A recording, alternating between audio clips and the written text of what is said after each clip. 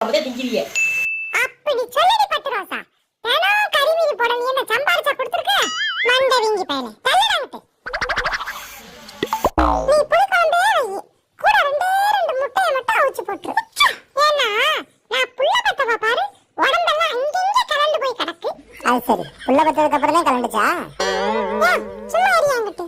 ஏய், இன்னைக்கு அம்மாவாசடி, நான்வெஜ் சமைக்க கூடாது. நீயே ஒரு அமாவாசை மாதிரி தான் இருக்க, இதுல இன்னொரு அமாவாசை வேறயா? முட்டை வெஜ் தாண்டி குந்தாணி.